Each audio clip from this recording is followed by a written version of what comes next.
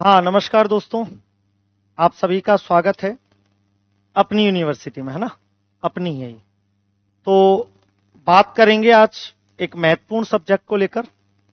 और सब्जेक्ट आपको पता ही होगा कि हम क्या पढ़ने वाले हैं। तो हम बात करेंगे विज्ञान विषय को लेकर, है ना? साइंस को लेकर हम बात करेंगे।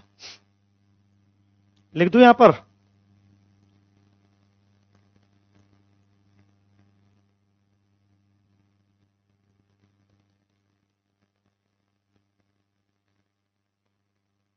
ये लीजिए। इस विषय को लेकर हम चर्चा करने वाले हैं।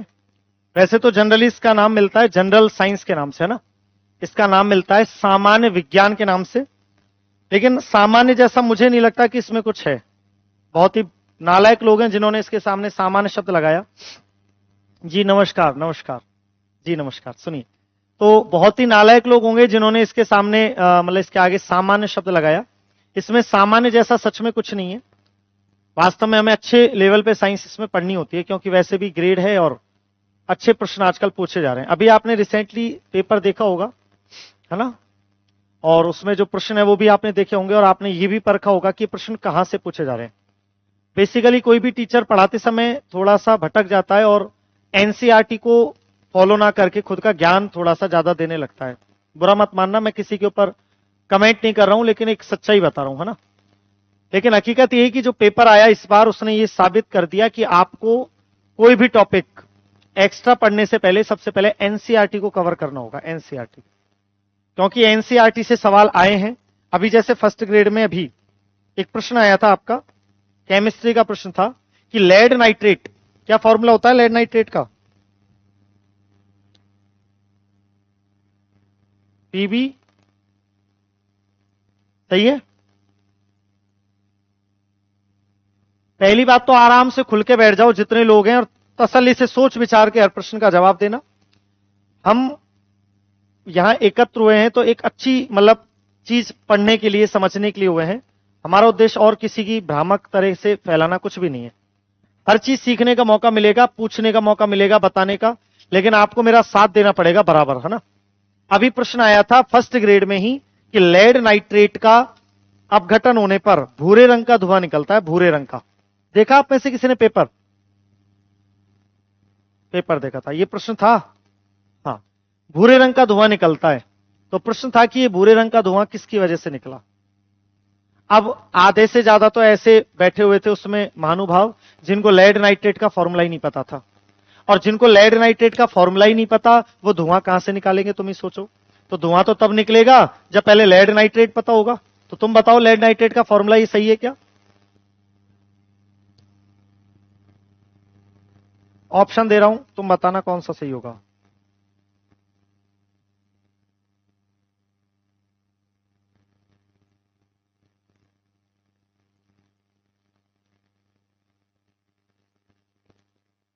चार ऑप्शन है। मेरी भाषा समझ में आ जाए तो हां कर देना, है ना? चार ऑप्शन आपके सामने रख रहा हूं। Option A, option B, option C, option D. बताओ लेड नाइट्रेट का फॉर्मूला क्या है? मैं ये आपकी परीक्षा लेने के लिए बिल्कुल नहीं कर रहा हूं, पर तुम्हें थोड़ा बता रहा हूं कि हम क्या बेहतर कर सकते हैं, एनसीईआरटी को किस तरह से फॉलो करेंगे, और क्या हम रणनीति बना सकते हैं, एक अच्छी रणनीति। बताइए इनमें से लेड नाइट्रेट का फॉर्मूला कौन सा है? कौन सा ऑप्शन आना चाहिए आपके हिसाब से? सी। सभी का ही मानना है? आपका क्या मानना है?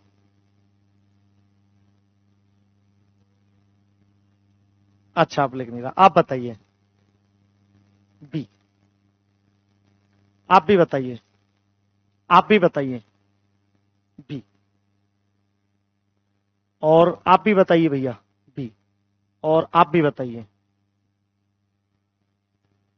आपको जानकर खुशी होगी कि जितने भी मैंने यहां पर लिखे वो चारों ही क्या हैं? गलत। मैं आपकी ही परीक्षा ले रहा था। ये चारों ही गलत हैं, क्योंकि लेड नाइट्रेट का फॉर्मूला तो कुछ और ही होता है। कैसे? लेड होता है पीबी, लेड या सीसा बोलते हैं, और इसकी ऑक्सीकरण अवस्था होती है +2। और नाइट्रेट होता है NO3, और इसकी ऑक्सीकरण अवस्था होती है -1। और जब ये दोनों आपस में मिलेंगे तो इसका एक इधर, इसका दो इधर, फॉर्मूला बनेगा पीबी NO3 का होल ट्वाइस, ये लेड नाइट्रेट है।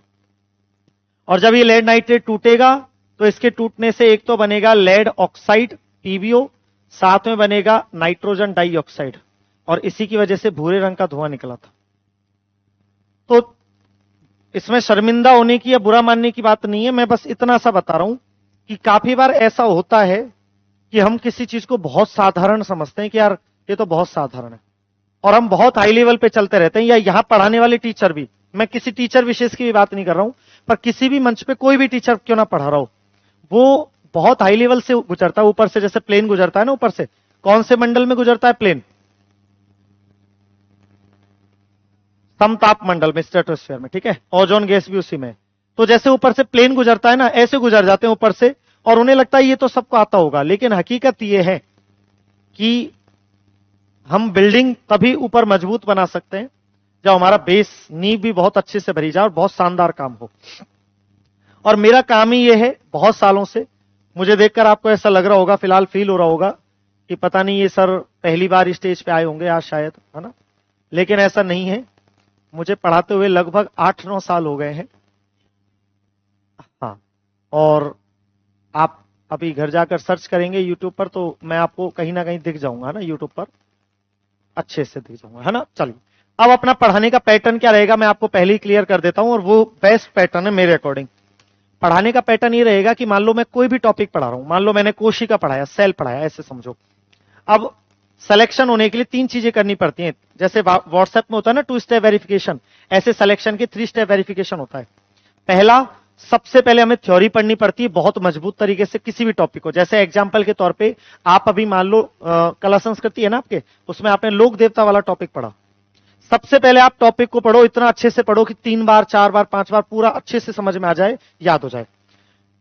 सिलेक्शन नहीं हो सकता। दूसरा काम तुरंत रूप से करना पड़ेगा, उसके जितने क्वेश्चन आप सॉल्व कर सकते हो, जितने का मतलब आपकी क्षमता है, आपकी बुरा मत मानना औकात है, 100 200 500 1000 जितने कर सकते हो, जितने ज्यादा करोगे सिलेक्शन के उतना करीब चल जाओगे। 2 काम, इन 2 से भी सिलेक्शन नहीं होता। तीसरा काम करना पड़ता है, रेगुलर टेस्ट देने पड़ते हैं, अपने आप को जांचना पड़ता है। जो विद्यार्थी 3 काम करना सीख गया ना, शुरू में हालांकि नहीं करता, लेकिन जिस दिन नौकरी लगनी होगी उससे पहले 3 काम करने पड़ेंगे। ये 3 स्टेप हैं नौकरी लगने के, जो जितना जल्दी इनको समझ जाएगा, इसके अलावा दुनिया में और कोई महाभारत नहीं है नौकरी लगने में, कुछ नहीं करना। थ्योरी पढ़ो, मैंने तुमको कोई भी टॉपिक पढ़ाया, मान लो मैंने तुमको पढ़ाया परमाणु संरचना, एटॉमिक स्ट्रक्चर, पूरा टॉपिक मैंने पढ़ाया, साथ साथ पढ़ते चलो, साथ में क्वेश्चन प्रैक्टिस करो जितने हो सके, कुछ मैं करवाऊं कुछ तुम करो, साथ में क्वेश्चन, और फिर टेस्ट दो। जिस दिन ये 3 काम कर लोगे और तीनों काम सफल रूप से कर लोगे, चौथा काम यही होगा कि तुम्हारी नौकरी लगेगी, तुम कभी असफल नहीं होगे, मैं कह रहा हूं विश्वास के साथ। गवर्नमेंट जॉब भी छोड़ के बैठा हूं और बहुत सालों से पढ़ा भी रहा हूं। हाँ बिल्कुल, आपने सही नाम पहचान लिया मेरा, है ना।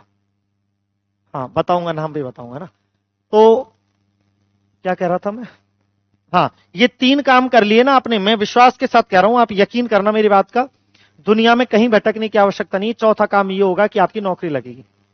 तो नौकरी लगने के लिए 3 काम करने, एक भी काम अधूरा मत छोड़ना। आज पहला दिन है मेरा, अब जब तक मैं पढ़ाऊं तब तक मैं डेली इस बात को नहीं कहूंगा, लेकिन आज कह रहा हूं कि आप 3 काम जरूर करना आज से, तो कम से कम, अगर अब भी नहीं कर रहे हैं, आप थ्योरी पढ़ें अच्छे से, आप क्वेश्चन प्रैक्टिस जितना कर सकते हैं अच्छे क्वेश्चन करें, और उसके बाद टेस्ट दें, अपने आप को जांचें। उसके बाद जब एग्जाम देने जाओगे तो एक क्वेश्चन भी आपका गलत नहीं होगा, ये मैं विश्वास दिला रहा हूं। चलिए आइए शुरुआत करते हैं। तो आज हम पहले 2 4 5 10 मिनट थोड़ा बेसिक के बारे में बात करते हैं, उसके बाद किसी हम टॉपिक की बात करेंगे, ठीक है। देखो भाई, हम साइंस की बात कर रहे हैं, तो यहां पर मैं एक शब्द लिख देता हूं, और शब्द वही है जो अभी अपन ने लिखा था, साइंस। और साइंस को हिंदी में कहते हैं विज्ञान। क्या कहते हैं साइंस को हिंदी में? विज्ञान। अगर मेरी भाषा समझ में ना आए या मेरे लिखे हुए शब्द समझ में ना आए तो मुझसे कह देना, दुख मत पाना। यहां पे मैंने शब्द लिख दिया साइंस या विज्ञान। सबसे पहले तो तुमसे मेरा पहला सवाल यह है, बहुत बेसिक बच्चों वाला, पूछना नहीं चाहिए पर पूछ रहा हूं, फादर ऑफ साइंस कौन है? विज्ञान के पिता कौन है? विज्ञान का जनक किसको माना जाता है? Father of science. यहीं से शुरू हो जाइए, 3 4 5 सवाल हैं, उसके बाद आगे चलेंगे। ऑप्शन है एरिस्टोटल या अरस्तु, गैलीलियो, चार्ल्स डार्विन या न्यूटन।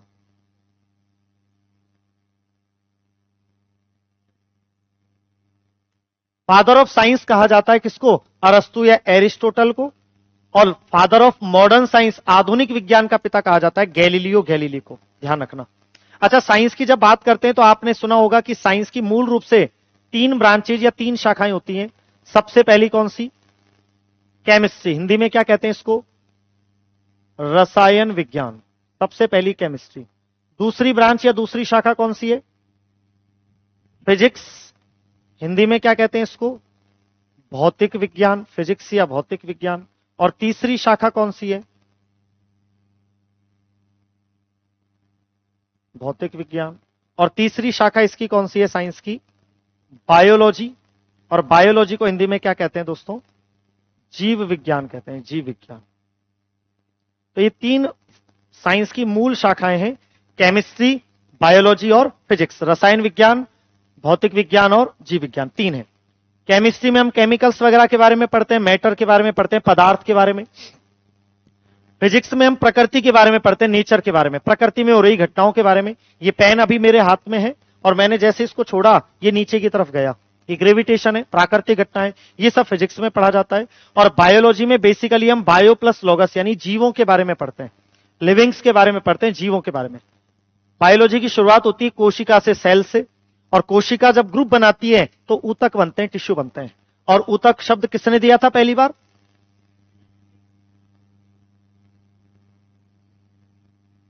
टिश्यू या ऊतक शब्द किसने दिया था पहली बार? गुरु ने। और ऊतकों के अध्ययन को क्या कहा जाता है? स्टडी ऑफ टिश्यू, ऊतकों का अध्ययन। जैसे कोशिका का अध्ययन साइटोलॉजी है, वैसे ऊतकों का अध्ययन क्या कहलाता है? ये एक बहुत पावरफुल वर्ड है साइंस का। ये आप पढ़ पा रहे होंगे इसको। क्या लिखा हुआ है? क्या लिखा हुआ है? लॉजी। लॉजी का मतलब स्टडी, अध्ययन। अध्ययन अलग अलग चीजों का होता है। जैसे अभी मैं अपनी बॉडी पे भी बात करूंगा। पहले तो तुम ये बताओ कि ऊतकों का अध्ययन क्या है? Study of tissues. जैसे कोशिका की स्टडी साइटोलॉजी है, हिस्टोलॉजी। बहुत अच्छे। अब शरीर पे आओ, एक बार लॉजी की बात कर लेते हैं। ये क्या दिख रहे हैं? ये बाल, बालों की स्टडी। कई एक बार तो प्रश्न बाल स्टडी से भी आते हैं काफी सारे। बहुत अच्छे संगीता जी, हिस्टोलॉजी बिल्कुल। बालों की स्टडी बताते जाओ अब तुम जल्दी जल्दी। तुम बहुत अच्छे लग रहे हो मुझे सब लोग, इसलिए तुमसे बता रहा हूं। बालों की स्टडी को क्या बोलते हैं? कौन सा प्रोटीन होता है बालों में? केराटिन। कैरोटीन या केराटिन? और दूध में कौन सा प्रोटीन होता है?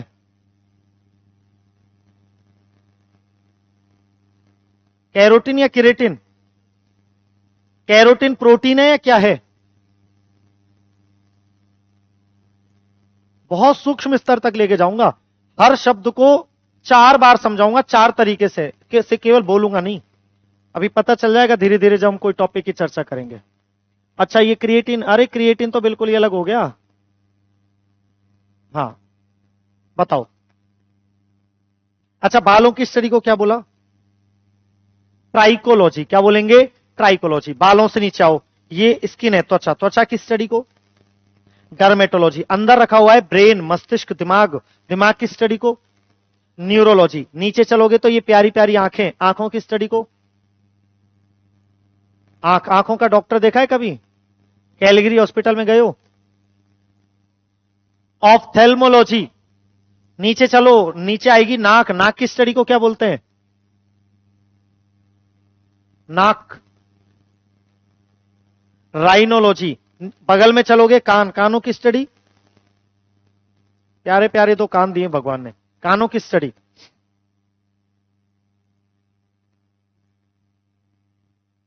ऑटोलॉजी। नीचे चलोगे दांत दिखेंगे, दांतों की स्टडी ओडेंटोलॉजी या ओडोंटोलॉजी। और नीचे चलोगे, और नीचे चलोगे, और नीचे तो यहां रखे हुए हैं लंग्स यानी कि फेफड़े। 2 लंग्स हैं, 2 फेफड़े हैं, लंग्स की स्टडी पल्मोनोलॉजी। क्या बोलते हैं? पल्मोनोलॉजी। मैं ये दिखाना चाह रहा हूं सबके पीछे क्या आ रहा है? लॉजी आ रहा है। दोनों लंग्स के बीच में रखा हुआ है दिल। लेफ्ट में या बीच में? दिल कहां है? लेफ्ट में या बीच में? है तो बीच में, लेकिन झुका हुआ है किधर की तरफ? और वो जो गड्ढा जहां पर वो रखा हुआ है, उस गड्ढे का नाम क्या है?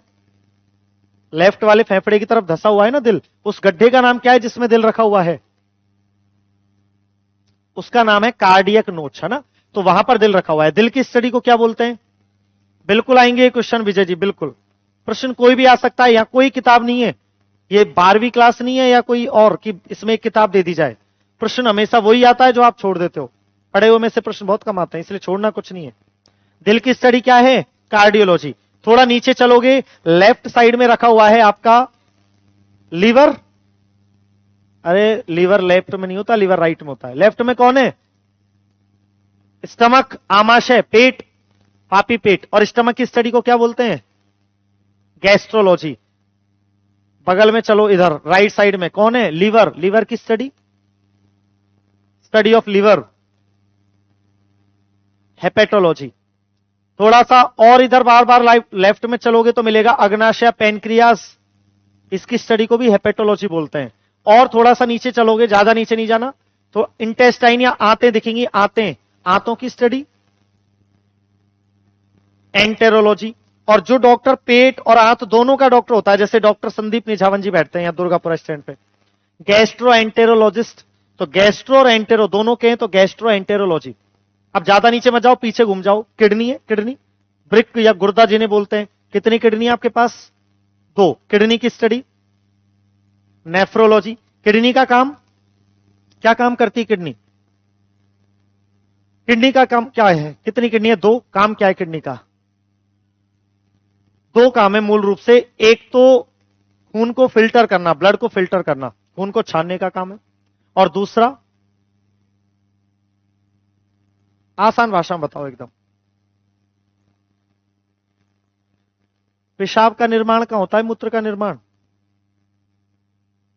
तो पेशाब का या उत्सर्जी पदार्थ जो निकल रहे हैं, एक्सक्रीटरी जो प्रोडक्ट हैं, वो भी तो बताओ पेशाब कहां बन रहा है? किडनी में।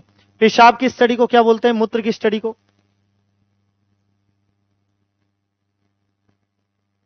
यूरोलॉजी। शरीर में खून भी है, कितना खून है अपने शरीर में? खून कितना है अपने शरीर में? लगभग आपकी बॉडी में जितना मास है, द्रव्यमान है, उसका 7 से 8%, यानी 70 से 75 किलो के आदमी में लगभग 5.5 लीटर के आसपास खून है। बिल्कुल ठीक है। और खून की स्टडी को क्या बोलते हैं? Study of blood. क्या बोलते हैं? कभी आपने रिपोर्ट करवाई हो, जांच करवाई हो ब्लड की, सीवीसी वगैरह, तो ऊपर लिखा आता है हीमेटोलॉजी। क्या नाम लिखा आता है? हीमेटोलॉजी। शरीर में हड्डियां कितनी है? बोन्स 206। हड्डियों की स्टडी को क्या बोलते हैं? ऑस्टियोलॉजी। क्या बोलते हैं? ऑस्टियोलॉजी। और मांसपेशियां कितनी है शरीर में? मसल्स। शरीर में मसल्स कितनी? मांसपेशियां 3 का पहाड़ा बोलिया करो। 3 एकम, 3 दूनी, 3 तिया, इतनी मांसपेशियां अपने शरीर में कितनी है? 600। और इनकी स्टडी को क्या बोलते हैं? मायोलॉजी। क्या बोलते हैं? ये जॉइंट्स जो दिख रहे हैं, जॉइंट्स, इन जॉइंट्स की स्टडी को क्या बोलते हैं? जॉइंट्स की स्टडी को, है ना जॉइंट्स। कौन सी हड्डी है ये कौन सी हड्डी है? घुटने में। ये तो फीमर है। ये कौन सी है? ये पटेला। और नीचे कौन सी है? टिबिया और फिबुला। Very good. चलो, तो 639 मांसपेशियां, और मांसपेशियों की स्टडी को बोलते हैं मायोलॉजी।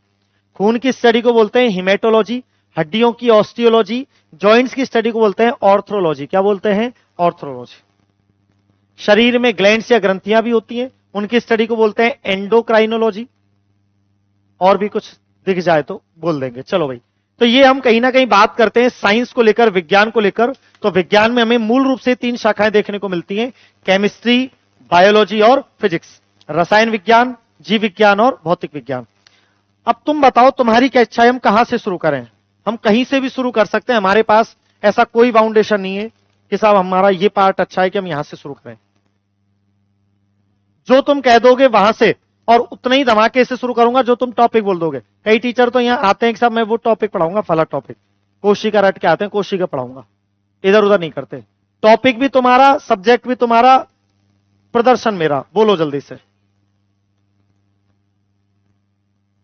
अधूरा मत करवाओ बस कोई भी, उसमें नया पढ़ो, नया। अधूरे में 2 देखो चीजें होती है, मैं तुम्हें बताऊं। हाँ बायोलॉजी कर देंगे, रुको भैया रुको, है ना। अधूरे में 2 चीजें होती हैं। पहला तो ये होता है कि जो टीचर पहले पढ़ा रहा है, देखो टीचर सब अच्छे हैं, बहुत अच्छे होते हैं टीचर, यहां चढ़ना आसान बात नहीं है। जो पहले पढ़ा रहा है, जो बाद में आएगा, मुझसे बाद में भी कोई आएगा, टीचर में कोई, लेकिन क्या होता है एक तुलनात्मक भाव जहां आ जाता है ना, तो वहां तुम्हारे मन में भी और मेरे मन में भी, मुझे भी ऐसा लगेगा कि उनको कंपीट करने के लिए, तो एक नए टॉपिक से शुरू करते हैं।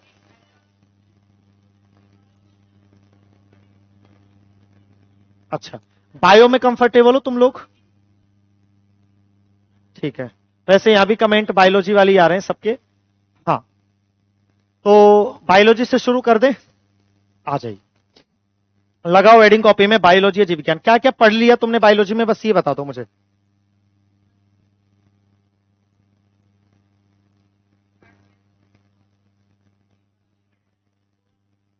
और कुछ नहीं पढ़ाया अब तक?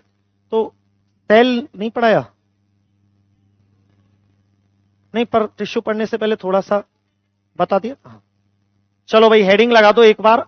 अब तो तुमने पढ़ लिया ना, उसको तो देखो थोड़ा सा कर दो साइड में, है ना। और तुम तो ऐसे समझो आज पहला दिन है और तुम बायोलॉजी से शुरू कर रहे हो, तो तुमने बोला वही अकॉर्डिंग ऑनलाइन वालों के अकॉर्डिंग, है ना। हाँ, चलो भाई, तो हेडिंग लगा दो अपनी कॉपी में एक बार सभी लोग। क्या हेडिंग लगाओगे? बायोलॉजी। और हिंदी में क्या कहते हैं बायोलॉजी को? जीव विज्ञान। लिख दो भैया, बायोलॉजी को हिंदी में कहते हैं जीव विज्ञान। आज हम अपनी कहानी यहां से शुरू करेंगे, बायोलॉजी से। ये लीजिए, बायोलॉजी या जीव विज्ञान। यस, देखो भाई बायोलॉजी शब्द पे आओ। अब एक एक पॉइंट को बहुत ध्यान से सुनते चलना और बोलते हुए जरूर चलना। ऐसे बन जाओ थोड़े दिन के लिए जैसे तुम छोटे बच्चे हो। अपने आप को बिल्कुल ऐसे मत समझो कि हमारी उम्र बढ़ गई है, हमारी शादी हो गई है, मैच्योर हो गए। ऐसे बन जाओ जैसे स्कूल में पढ़ते थे ना, बोल बोल के पढ़ेंगे सारी चीजें याद करके। गौर से देखो इस बायोलॉजी शब्द को, कितने टुकड़े नजर आते हैं तुमको इसमें? दो। कौन कौन से? एक तो तुमको शब्द दिखेगा बायो, और दूसरा तुमको शब्द क्या दिखेगा? लॉजी। अच्छा ठीक है, ये बायो शब्द कहां से आया? ये बायो जो शब्द है ये कहां से आया? ये बायो शब्द आया है बायोस शब्द से। और लॉजी शब्द कहां से आया? ये लॉजी शब्द आता है लोगस या लोगोस शब्द से। और आपको जानकर खुशी होगी कि बायोस और लोगस ये दोनों के दोनों ग्रीक भाषा के शब्द हैं। कौन सी भाषा के शब्द हैं? अगर पूछे कोई कि बायोस का मतलब क्या है, तो आपको कहना है कि बायोस का मतलब होता है लाइफ, हिंदी में कहते हैं जीवन। क्या कहते हैं हिंदी में? जीवन। और अगर पूछे कि लोगस का मतलब क्या है, तो लोगस शब्द का मतलब होता है टू स्टडी, यानी कि अध्ययन करना या पढ़ना। तो बायोस प्लस लोगस ये दो शब्दों से मिलकर बना है, और इसका मतलब होता है टू स्टडी अबाउट लाइफ, यानी कि जीवन का अध्ययन करना। यही क्या कहलाता है? बायोलॉजी कहलाता है। हाँ, एक एक शब्द को पकड़ते हुए चलना ढंग से, ठीक है। अभी लिखना बाद में बेटा ना, लिखो मत। हाँ, सुनो सुनो संगीता जी, ध्यान से सुनो मेरी बात, जो मैं कह रहा हूं उसको सुनते चलो। तो बायोलॉजी शब्द कितने शब्दों से बना है? दो से। Bio plus logy, bios plus logos, to study about life. दूसरा सवाल बन सकता है कि बायोलॉजी कौन सी भाषा का शब्द है, तो बताओ कौन सी भाषा बोलोगे? ग्रीक भाषा का शब्द है। तीसरे नंबर पे आओ। फिर आता है कि ये बायोलॉजी जो शब्द है, ये जो टर्म है, ये किस वैज्ञानिक ने कब दिया था? तो तुम बताओ मुझे, ये बायोलॉजी शब्द किस वैज्ञानिक ने कब दिया था भाई? बताओ, बायोलॉजी शब्द किस वैज्ञानिक ने और कब दिया था? तो ये बायोलॉजी जो शब्द है, ये आज से लगभग 225 साल पहले 1802 में दो साइंटिस्ट थे। एक तो तुम्हारे सुने हुए हैं जिनका नाम तो ये है, ये तो तुम्हारा सुना हुआ वैज्ञानिक है लेमार्क, है ना। वो जिराफ याद कर लिया करो, जिराफ पहले बकरी जैसा था, फिर आजकल, है ना। और दूसरे वैज्ञानिक तुमसे थोड़े से अनजान हैं, इनका नाम है ट्रेविरेनिस। इन दो वैज्ञानिकों ने मिलकर एक नया शब्द निकाला, जिस शब्द का नाम क्या है? बायोलॉजी। कब की बात है? साल याद रखना, 1802 की। 3 पॉइंट हो गए। अगले पॉइंट पे चलो। अब प्रश्न आता है कि फादर ऑफ बायोलॉजी कौन है? जीव विज्ञान के पिता कौन है? यह भी प्रश्न आ सकता है। फादर ऑफ बायोलॉजी और फादर ऑफ मॉडर्न बायोलॉजी, आधुनिक जीव विज्ञान के पिता कौन है? जैसे तुमने कहा साइंस के पिता अरस्तु और मॉडर्न साइंस के पिता गैलीलियो, ऐसे ही बायोलॉजी में भी दो प्रश्न आकर प्रश्न खड़े हो जाते हैं। एक तो प्रश्न आता है फादर ऑफ बायोलॉजी यानी कि जीव विज्ञान का पिता, और दूसरा प्रश्न आता है फादर ऑफ मॉडर्न बायोलॉजी यानी कि आधुनिक जीव विज्ञान का पिता। अब बताओ कौन है मॉडर्न बायोलॉजी का और आधुनिक का, दोनों का बताओ, बायो और मॉडर्न बायो दोनों बताओ। मेंडल या चार्ल्स डार्विन? ध्यान रखना दोनों ही ऑप्शन गलत हैं। मैं हमेशा गलत ऑप्शन बताऊंगा आपको, है ना, क्योंकि आपकी परीक्षा तो तभी होगी। तो बायोलॉजी के पिता कौन है मेरे लाडलों? बायोलॉजी के पिता हैं अरस्तु भाई साहब, अरस्तु। जब आप पॉलिटिकल साइंस पढ़ोगे ना तो उसके भी पिता कौन? अरस्तु आएंगे। और मॉडर्न बायोलॉजी के पिता हैं आप सबके फेवरेट, हम सबके फेवरेट, क्या नाम है इनका? Charles Darwin. ये मॉडर्न बायोलॉजी के पिता हैं। इवोल्यूशन के बारे में बताया था, विकास कैसे हुआ, इवोल्यूशन कैसे हुआ। तो हमने पढ़ा बायोलॉजी शब्द के टुकड़े। बायोलॉजी कौन सी भाषा का शब्द है? बायोलॉजी शब्द कब और किसके द्वारा दिया गया? बायोलॉजी के पिता कौन है और मॉडर्न बायोलॉजी के पिता कौन है? लास्ट एक पॉइंट और बच जाता है अपने पास में, और वो है कि बायोलॉजी की अगर हम ब्रांचेज या शाखाओं की बात करें कि बायोलॉजी की मूल रूप से कितनी ब्रांचेज या कितनी शाखाएं हैं, तो बायोलॉजी की मूल रूप से कितनी शाखाएं हैं? दो। कौन कौन सी? एक तो याद रखना बॉटनी, बॉटनी को हिंदी में कहते हैं वनस्पति विज्ञान। दूसरी याद रखना जूलॉजी, जूलॉजी को हम कहते हैं जंतु या प्राणी विज्ञान। और तीसरी शाखा याद रखना माइक्रोबायोलॉजी, हिंदी में कहते हैं सूक्ष्म जीव विज्ञान। क्या कहते हैं हिंदी में? सूक्ष्म जीव विज्ञान। तो बायोलॉजी की मूल शाखाओं में कितनी शाखाओं का नाम लोगे? तीन। पहला नाम बोलो बॉटनी, दूसरा नाम और तीसरा नाम माइक्रोबायोलॉजी। बॉटनी यानी कि वनस्पति विज्ञान, पादप विज्ञान, जिसमें पेड़ पौधों के बारे में पढ़ते हैं। जूलॉजी यानी कि जंतु या प्राणी विज्ञान, जिसमें एनिमल्स या जंतुओं के बारे में पढ़ते हैं। अच्छा एक चीज बताओ, हम जंतु हैं या जानवर हैं?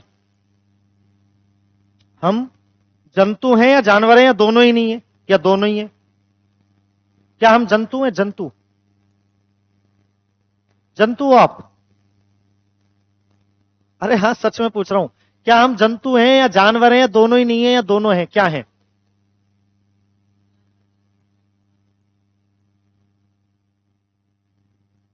रुक गई क्लास? कैसे रुक गई क्लास? यहां से तो चल रही है। हाँ अब बोलिए आप क्या करी थी?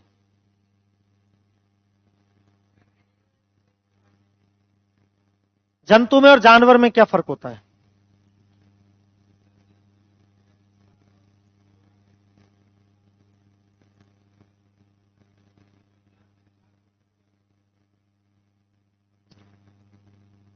ध्यान रखना जानवर भी एक जंतु होता है और हम भी जानवर हो सकते हैं, लेकिन हम जानवर कब बनते हैं? दो स्थितियों में, या तो हमारा आचरण खराब हो जाए तब हम जानवर बनते हैं, या हम शादी के बाद भी क्या बनते हैं? जानवर बनते हैं। हम कहोगे सर ये तो बहुत अलग लॉजिक हो गया, शादी के बाद का जानवर से क्या? देखो जानवर शब्द के टुकड़े करना,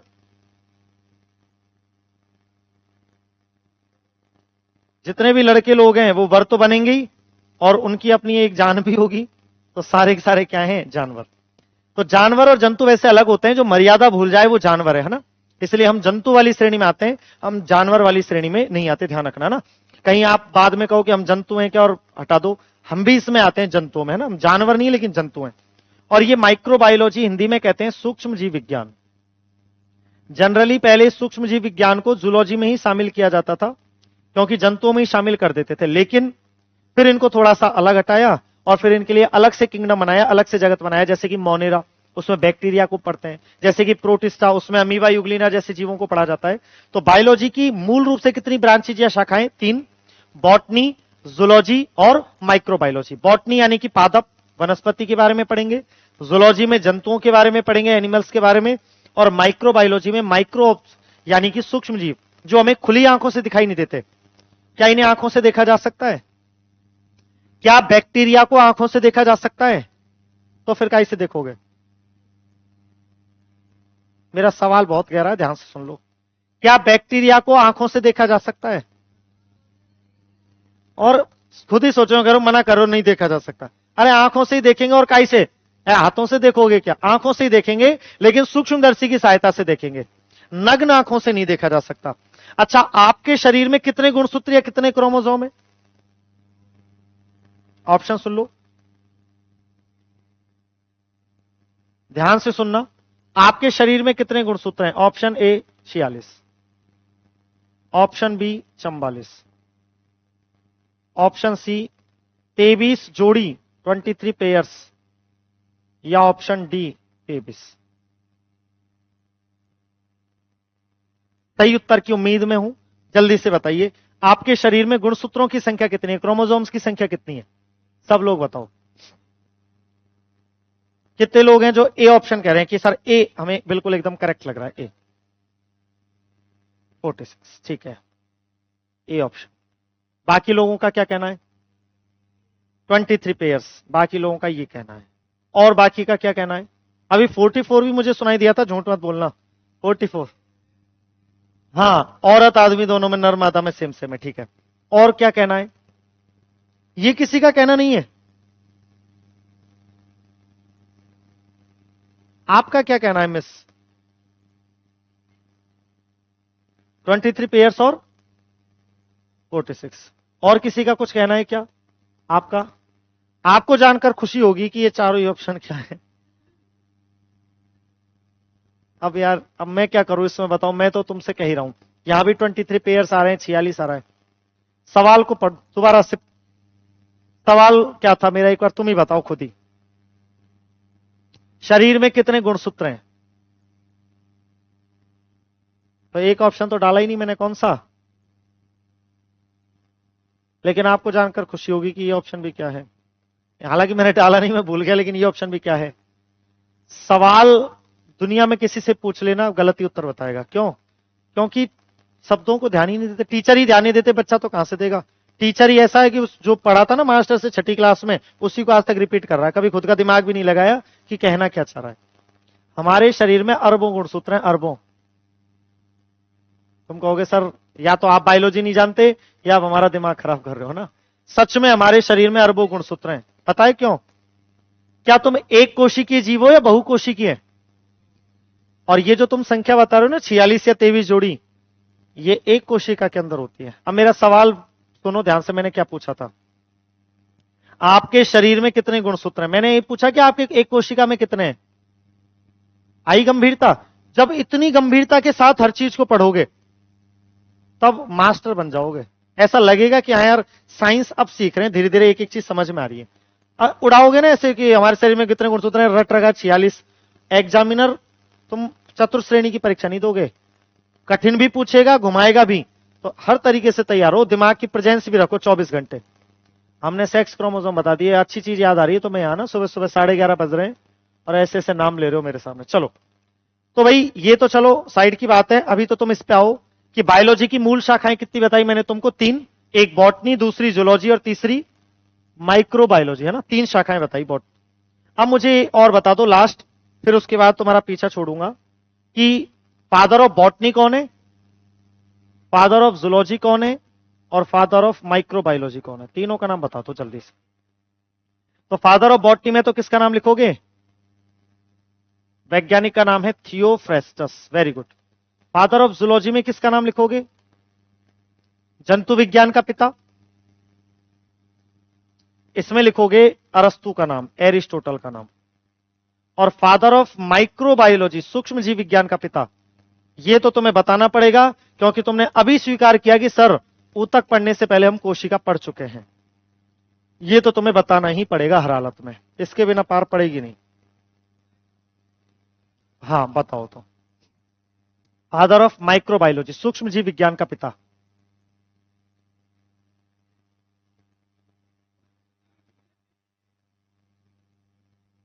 अरे मैं मैम नहीं हूं, सर हूं भाई। ये क्या मैम मैम क्या लिख रहे हो यार तुम, ये क्या कर रहे हो? ऑप्शन फिर,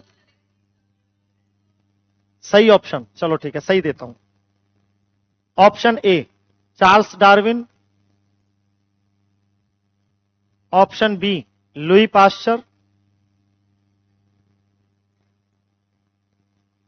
कभी भी ये गलती मत करना कि 2 ऑप्शन पढ़कर ही उत्तर दे दो। ऑप्शन सी ल्यूवेनहॉक, या ऑप्शन डी रॉबर्ट हुक।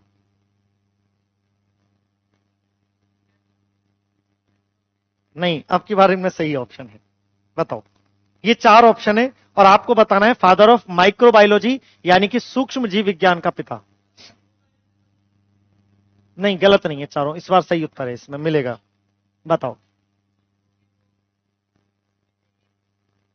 और सोच सोच विचार के जवाब दो।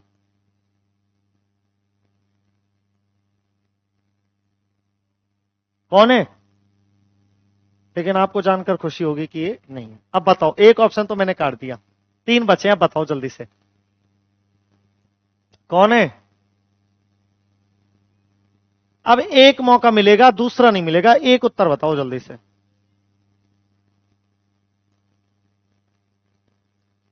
अगर आप कहीं पढ़ो तो आपको अधिकतर 90% किताबों में और टीचर ये पढ़ाते हुए मिल जाएंगे कि लुई पास्चर जो है वो फादर ऑफ माइक्रोबायोलॉजी है। लेकिन ये सरासर अन्याय है, ये सरासर गलत है। वास्तव में फादर ऑफ माइक्रोबायोलॉजी सूक्ष्म जीव विज्ञान का पिता कौन है? ल्यूवेनॉफ। और मैडम आप जैसा कि कह रहे हैं कि कोशिका आपने पढ़ाए, तो मैडम ने आपको पढ़ाया होगा कि एक बार तो मरी हुई कोशिका को देखा था, किसने देखा था? रॉबर्ट हुक ने। और बाद में जीवित कोशिका को देखा था किसने? ल्यूवेनॉक ने। और किसको देखा था जीवित कोशिका के रूप में पहली बार? अरे प्याज में नहीं देखा था, प्याज में नहीं देखा था पहली बार रॉबर्ट हुक ने, कॉर्क सेल्स को देखा था। कौन से पेड़ में देखा था? आपने कहा कि कोशिका हमने पढ़ लिया सर।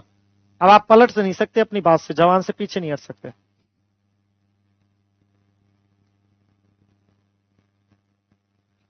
हाँ, बताओ जल्दी से। ऑनलाइन वाले लोग बहुत मस्त है, अच्छे कमेंट करते हैं। हाँ बताओ भाई, क्या पूछ रहा था मैं कि हाँ, लिविंग सेल कौन सी देखी थी और पहली सेल कहां पर देखी थी, ऐसे बताओ, दोनों चीजें बताओ।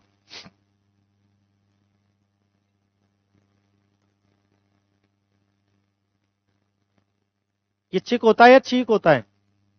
हाँ, मुझे भी कंफर्म नहीं है, अभी आपने मेरे को कंफ्यूज कर दिया चिक बोल के। हाँ बताओ। हाँ, पेड़ का नाम बता दो। रॉबर्ट हुक ने पहली बार जो सेल देखी थी ना, रॉबर्ट हुक ने देखी थी ना, ये तो कंफर्म है। तो कौन से पेड़ में देखी थी? पेड़ का नाम क्या था उसका? आम का था, नीम का था, पीपल का था, बरगद का था, काई का पेड़ था वो? ऑप्शन देते थे, 4 ऑप्शन है। रॉबर्ट हुक ने पहली बार जिस कोशिका को देखा था वो पेड़ काई का था। कौन से पेड़ में देखा था? कोशिका तो कॉर्क सेल्स थी, बिल्कुल ठीक बात है। हाँ संगीता जी बिल्कुल ठीक है। पेड़ कौन सा था वो जिस पेड़ में देखा था, वो पेड़ का नाम बताओ। तुम्हारे फर्स्ट ग्रेड में पूछा हुआ सवाल पूछ रहा हूं, अदर नहीं पूछ रहा हूं। सारे सवाल मेरे पढ़ाते हुए दौरान आते जाएंगे तुम्हारे। बताओ आराम से।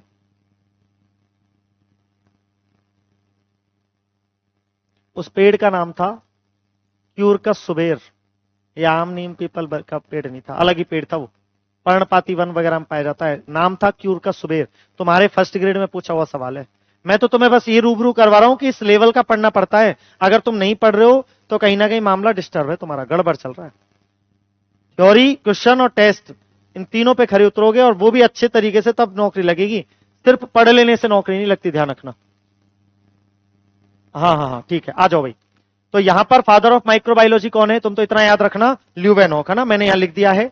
इनका नाम ये लो, और लिख देता हूं। इनका नाम है, साइंटिस्ट का नाम ल्यूवेन हॉक।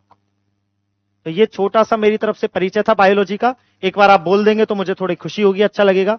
बताओ सब्जेक्ट कौन सा पढ़ना शुरू कर रहे हैं आज से हम? जल्दी बोलो। बायोलॉजी, हिंदी में क्या कहते हैं इसको? जीव विज्ञान। कितने शब्दों से बना है बायोलॉजी? बायो प्लस, बायो कहां से आया? है ना, बायोस ग्रीक वर्ड से, है ना। और लॉजी कहां से आया? लॉगस से। बायोस का मतलब और लॉगस का मतलब, तो जीवन की स्टडी को ही क्या बोलते हैं? कौन सी भाषा का शब्द है ये? शब्द किस कब दिया गया था? किसने दिया था? बायोलॉजी की मूल शाखाएं, पहली बॉटनी के अंदर किसकी पढ़ाई? जूलॉजी के अंदर। और माइक्रोबायोलॉजी में बताओ, वनस्पति विज्ञान का पिता, जूलॉजी का पिता और माइक्रोबायोलॉजी का पिता, बायोलॉजी का पिता, मॉडर्न बायोलॉजी का पिता। जल्दी से छाप लो पूरी जानकारी। अब लिख लो भैया ऑनलाइन वालों।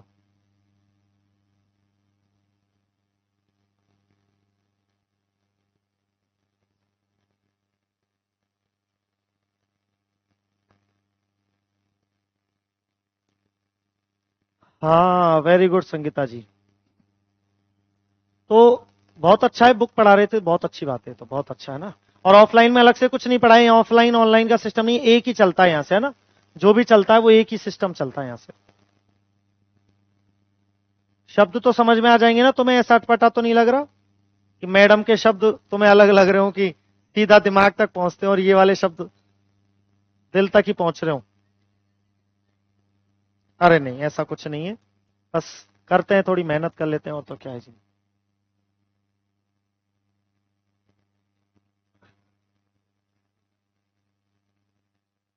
क्या? ग्रीक, ग्रीक से मानी जाती है। वैसे लैटिन भाषा से भी मानी जाती है, जैसे साइंसिया जो वर्ड माना जाता है ना, वो लैटिन भाषा का माना जाता है। मैक्सिमम जो ग्रीक भाषा। हाँ। कहां बोली जाती है ग्रीक भाषा? यूनान। कहां, कौन सा देश है यूनान? और लैटिन भाषा कहां बोली जाती है, लैटिन? इटली का नाम सुना है, इटली? सोनिया गांधी कहां की है? और नरेंद्र मोदी को अब जिससे प्यार हुआ है वो लड़की कहां की है? हुआ है ना, किसी से टॉफी लेके गया था उनके लिए, है ना, हमारे प्रिय प्रधानमंत्री जी। वो कौन सी चॉकलेट लेके गए थे उनके लिए? मेलोनी। वो भी इटली की आई थिंक। सब कुछ लिखना, और कहीं अगर ऐसा हो कि जी बहुत बहुत धन्यवाद, बहुत बहुत धन्यवाद, है ना। तो कहीं ऐसा हो कि तुम्हें किसी शब्द में कंफ्यूजन हो तो मुझसे कह देना। और एक वादा मैं आप लोगों से कर रहा हूं कि मैं आपको इतना अच्छे से बेहतरीन पढ़ा दूंगा कि उसके बाद आपको कोई बुक, कोई कुछ भी करने की अलग से आवश्यकता नहीं है। इतने सारे क्वेश्चन, इतने सारे थ्योरी को लेकर सब कुछ इतना अच्छे से करवा देंगे कि उसके बाद तुम्हें कोई एनसीईआरटी अलग से पढ़ने की या कहीं भटकने की बिल्कुल आवश्यकता नहीं पड़ेगी, 1% भी। अब तक तो 5 में से 5 ही आए हैं, क्योंकि मैं जहां पढ़ाता था ना, वहां एक सिस्टम था, देखो कैमरे पे मैं उस कोचिंग का नाम तो नहीं ले सकता, आप पर समझ जाएंगे।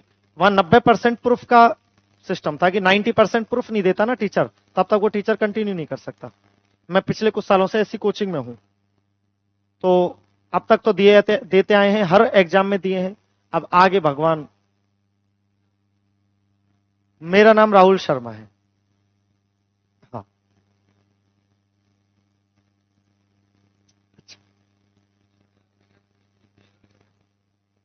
अब आपको मैं इतना कह रहा हूं। हाँ, मैं तुमसे इतना कह रहा हूं, अच्छा है कि तुम्हें कुछ नहीं आता। अगर तुम्हें कुछ आता होता ना, तो तुम आज पढ़ नहीं रहे होते, तुम मेरी परीक्षा ले रहे होते, और परीक्षा लेने वाला फंस जाता है, ध्यान रखना। अभी तुम कोरे कागज हो, कोरे तो नहीं हो, 2 पन्ने हैं तुम्हारे पास, उनको पहले बुलाऊंगा, फिर शुरू से शुरू करेंगे, ठीक है। क्योंकि कोरा कागज ज्यादा अच्छे से रंगा जा सकता है, पहले से किसी ने कुछ लिख दिया और फिर उसको मिटा के करने में बहुत दिक्कत है। हाँ, फादर ऑफ साइंस लिख लो ना। फादर ऑफ साइंस में तो लिख लेना अरस्तु, एरिस्टोटल। और फादर ऑफ मॉडर्न साइंस में लिख लेना गैलीलियो।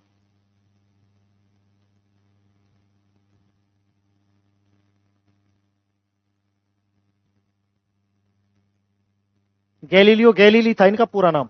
तुमने वो नियम पढ़े क्या, नियम जो न्यूटन के गति के नियम है, जैसे जड़त्व का नियम, वो असल में न्यूटन के नहीं है, वो असल में किसके थे? वो न्यूटन ने चुराए थे नियम, है ना। जैसे मेंडल के जब तुम नियम पढ़ते हो ना, मेंडल के, सुने क्या तुमने मेंडल के नियम? प्रभाविता का नियम, लॉ ऑफ डोमिनेंस, वो असल में मेंडल के नहीं है, वो मेंडल के नहीं है। किसके हैं वो नियम? वो कॉर्ल कॉरेंस और उसके सहयोगियों ने बनाए थे, मेंडल ने तो केवल एक्सपेरिमेंट किए थे। लेकिन किताबों में नाम किसका आता है? अभी तुम्हारा ऐसे सिलेक्शन हो जाए और साइंस में तुम्हारे सारे सवाल मिल जाए, बढ़िया तुम पढ़ लो, लेकिन तुम जब तुम्हारा इंटरव्यू वगैरह होगा तो तुम मेरा नाम तो लोगे ही नहीं, ऐसे कहोगे हम तो वहां से पढ़ के निकले हैं, ऐसे मतलब एक कहते ही है सब, है ना। कभी नहीं बताओगे कि हाँ सर हमारे एक सर आए थे, उन्होंने पढ़ाया था ऐसे। और जी बहुत बहुत धन्यवाद, बहुत धन्यवाद। लिख लिया ये सब कुछ? आगे चल सकते हैं। हेडिंग लगाओ, पहला टॉपिक शुरू करेंगे उत्तक से ही, लेकिन थोड़ी कोशिका की जानकारी पहले मैं आपको दूंगा, है ना। हेडिंग लगा दो, कोशिका एवं ऊतक, सेल एंड टिश्यू।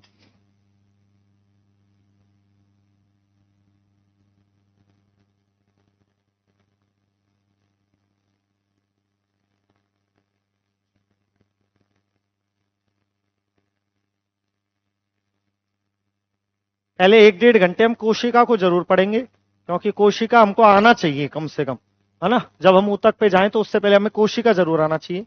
तो नाम लिख दो चैप्टर का, द सेल एंड टिश्यू, कोशिका एवं ऊतक।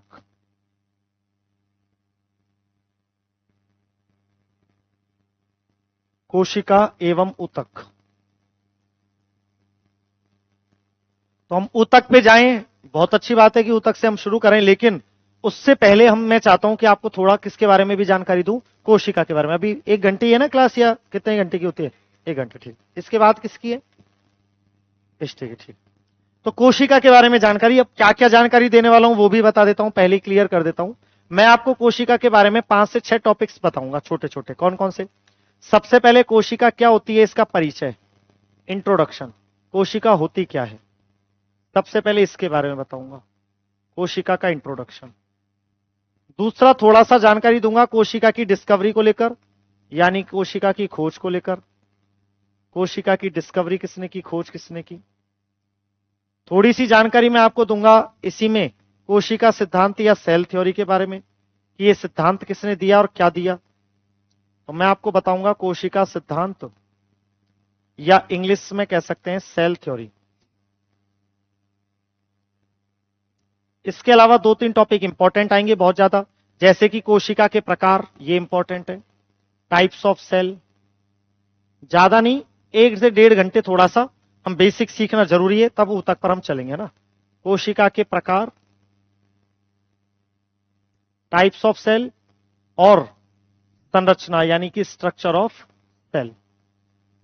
उसके बाद हम लास्ट में पढ़ेंगे बहुत प्यारा टॉपिक, थोड़ी देर, कोशिका विभाजन यानी कि सेल डिवीजन। कोशिका विभाजन यानी कि सेल डिवीजन।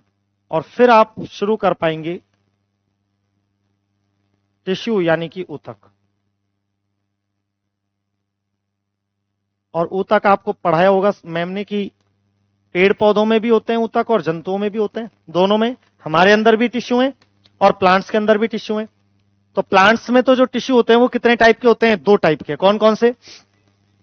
एक तो ऐसे ऊतक जिनकी कोशिकाएं लगातार विभाजन कर रही हैं, डिवीजन कर रही हैं, जिनको ग्रोथ करनी है। और एक ऐसे ऊतक जिनकी कोशिकाएं नौकरी लग गई सरकारी तुम्हारी तरह, और अब वो रेस्ट कर रही हैं, खुद का काम संभाल रही हैं। जब जंतुओं में बात करते हैं एनिमल टिश्यू की, तो एनिमल्स के अंदर 4 टाइप के टिश्यू बताए होंगे। कौन कौन से? अच्छा, एनिमल नहीं बताया। एक होते हैं एपिथीलियम या उपकला ऊतक, हमारी स्किन या त्वचा उपकला ऊतक से बनी है। दूसरे होते हैं कनेक्टिव टिश्यू, संयोजी ऊतक, जैसे हमारा ब्लड, हमारी हड्डियां जो कनेक्ट करने का काम करते हैं, जोड़ने का काम करते हैं। तीसरे होते हैं मस्कुलर टिश्यू, पेशी ऊतक, जिनसे हमारी मांसपेशियां बनी है। और चौथे होते हैं नर्वस टिश्यू या तंत्रिका ऊतक, जिनसे हमारा ब्रेन बना है। तो प्लांट्स में भी होते हैं और एनिमल्स में भी होते हैं, दोनों तरह के टिश्यू की बात करेंगे। तो हमारा ये इस तरह से सिलेबस रहने वाला है।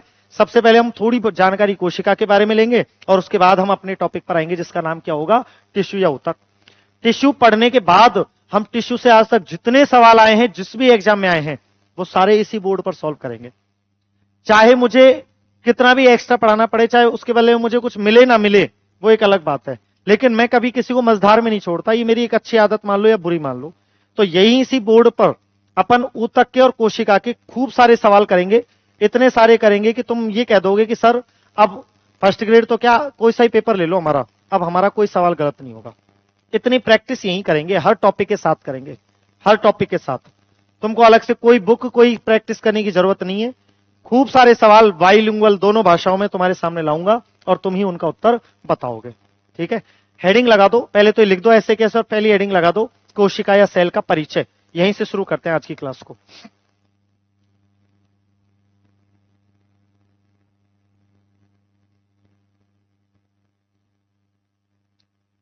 पहले तो ये सिलेबस लिख देना कि हमें पढ़ना क्या है,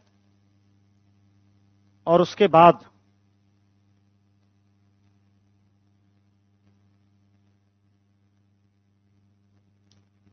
फिर हेडिंग लगाना कोशिका का परिचय, इंट्रोडक्शन ऑफ सेल।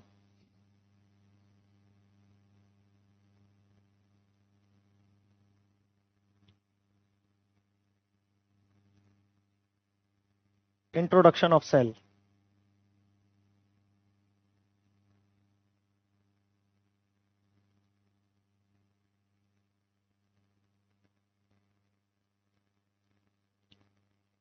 ये इंग्लिश में है types of cell and structure of cell, कोशिका के प्रकार एवं उनकी संरचना, types and structure of cell.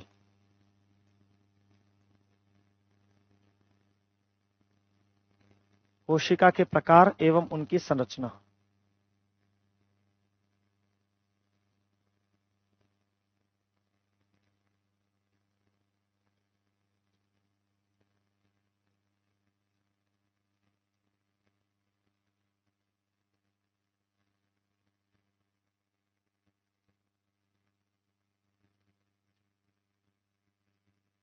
जो पढ़ा दिया जाए सेम डे, चाहे तुम्हारी जान ही क्यों ना चली जाए, पढ़ के आना।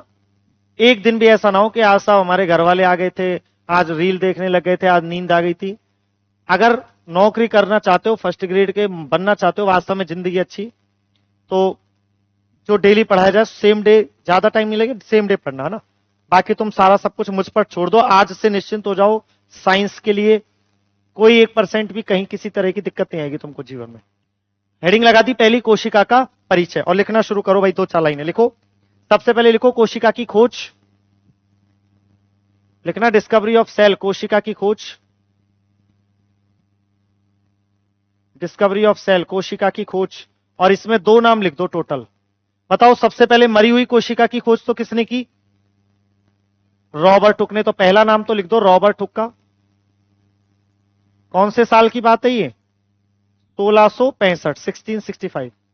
और आगे एरो लगा के लिख देना मरी हुई कोशिका, डेड सेल। मृत कोशिका की खोज तो की थी रॉबर्ट हुक ने। और फिर आती है लिविंग सेल या जीवित कोशिका, और उसमें नाम लिख देना एंटोनी वॉन ल्यूवेनहॉक का नाम। तुमको अभी बताया ही था थोड़ी देर पहले कि भाई बैक्टीरिया को देखा था पहली बार इन्होंने 1674 के आसपास। जीवित कोशिका की खोज, लिविंग सेल की डिस्कवरी की थी ल्यूवेनहॉक ने।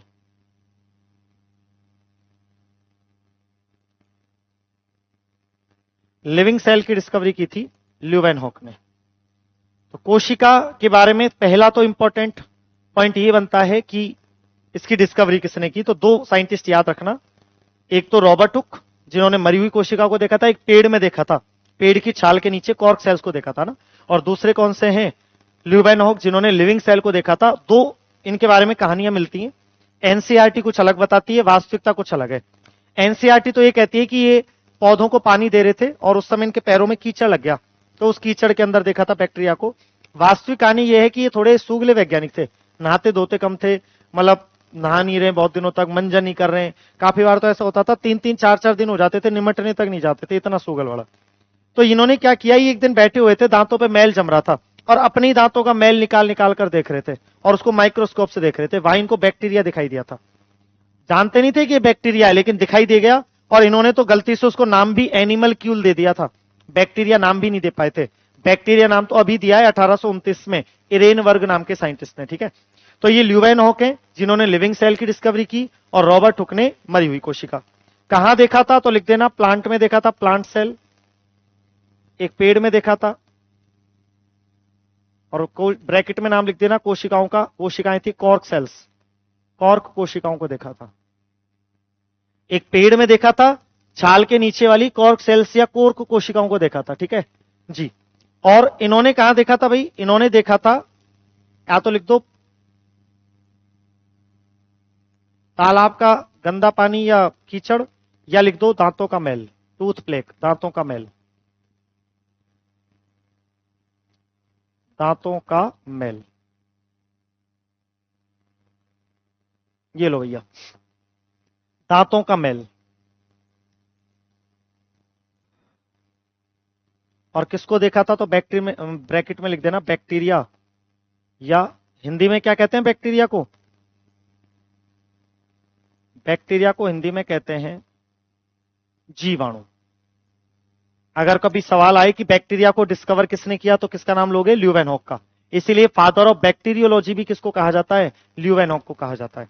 कनेक्ट भी करते रहना चीजों को, जरूरी नहीं है कि बहुत सारे पॉइंट लिखवाए ही जाएं, थोड़ा दिमाग भी लगाना। अगर बैक्टीरिया को इन्होंने देखा है तो बैक्टीरियोलॉजी के पिता भी कौन है? ल्यूवेनहॉक। और माइक्रोबायोलॉजी के पिता भी इसीलिए कौन है? ल्यूवेनहॉक।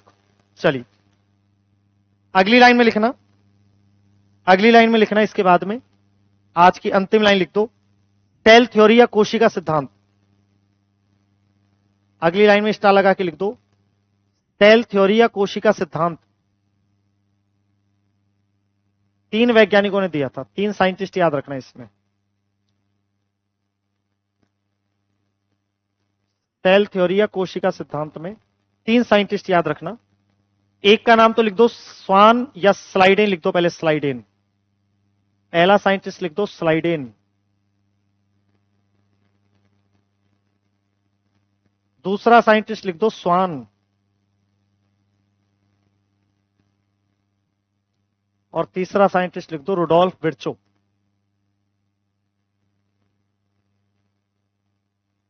अगर हमारे सिलेबस में कोशिका टॉपिक होता तो यहां तक पहुंचने में अपने को 2 घंटे लगते, क्योंकि फिर डिटेल से इनकी एक एक की चर्चा करते अपन, है ना।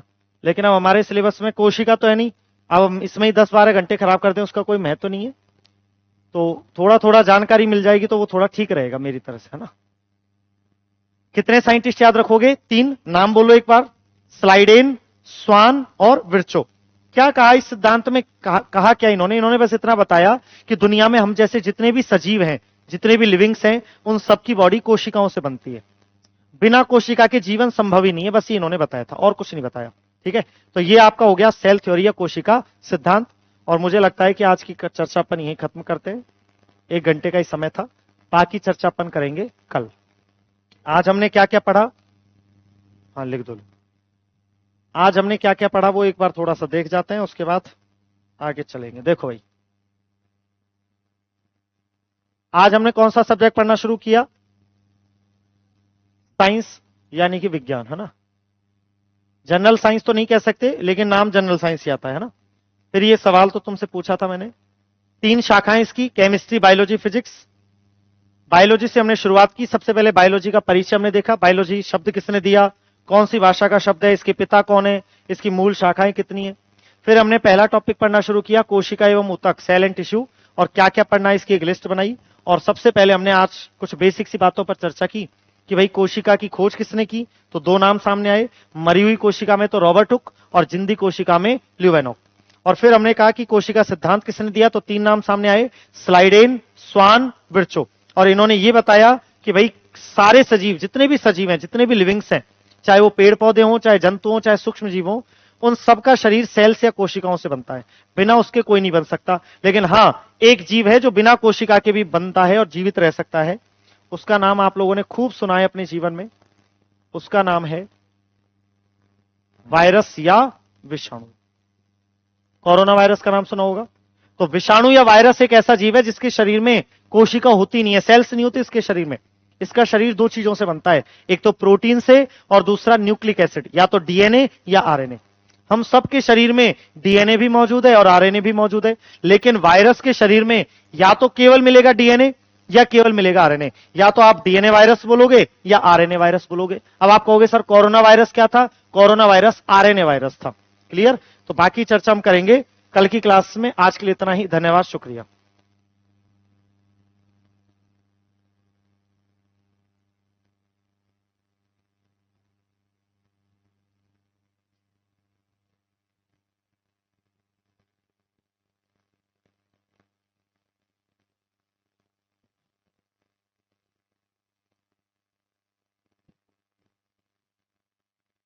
हाँ हाँ हाँ, आप जितनी देर बोलो। मुझे 1 बजे जाना है। हाँ, और कोई?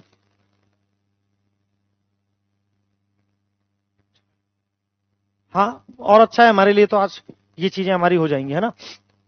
चलो भाई, थोड़ा सा क्षमा चाहेंगे, आपसे विदा ले लिया था लेकिन वापस से आ गए हैं। अब शुरू करते हैं। देखो, तो ये कोशिका की खोज हो गई और कोशिका का सिद्धांत हो गया। लिख लिया आप लोगों ने यहां तक? चले भैया आगे सुन आप। इसके बाद हम सीधा चलते हैं कोशिका के प्रकार यानी कि टाइप्स ऑफ सेल पर।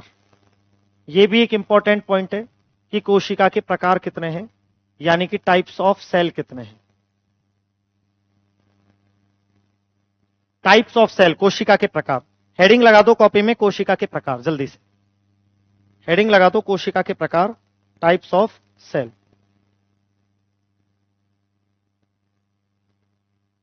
टाइप्स ऑफ सेल, कोशिका के प्रकार।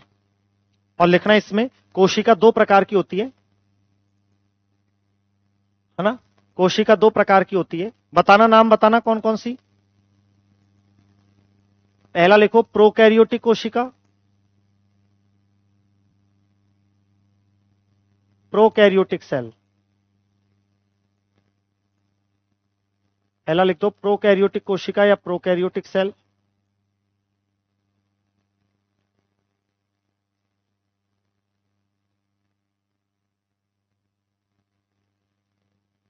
दूसरा लिख दो यूकैरियोटिक कोशिका या यूकैरियोटिक सेल। कितने प्रकार की है कोशिका? दो प्रकार की, एक तो प्रोकैरियोटिक और दूसरा, अब आप कहेंगे इनमें फर्क भी बता दो सर, दोनों में फर्क क्या है। जब दुनिया बनी थी तब सबसे पहले जिस कोशिका का विकास हुआ था, सबसे पहले जो कोशिका बनी थी उसका नाम है प्रोकैरियोटिक। सबसे पहले पुराने प्रकार की कोशिका जो है वो प्रोकैरियोटिक है। अब धीरे धीरे डेवलप हुआ, जीवों का विकास हुआ, तो आगे जो कोशिका निकल करके आई उस कोशिका का नाम क्या है? यूकैरियोटिक। आप कहेंगे किस किस में होती है, तो अगर आप कहें कि बैक्टीरिया का नाम अगर आप ले, बैक्टीरिया या जीवाणु, तो जितने भी प्रकार के बैक्टीरिया होते हैं इस दुनिया में, जीवाणु होते हैं, उन बैक्टीरिया या जीवाणुओं के अंदर प्रोकैरियोटिक सेल होती है। अगर आपने कभी नाम सुना हो माइकोप्लाज्मा का, सुना है क्या ना माइकोप्लाज्मा?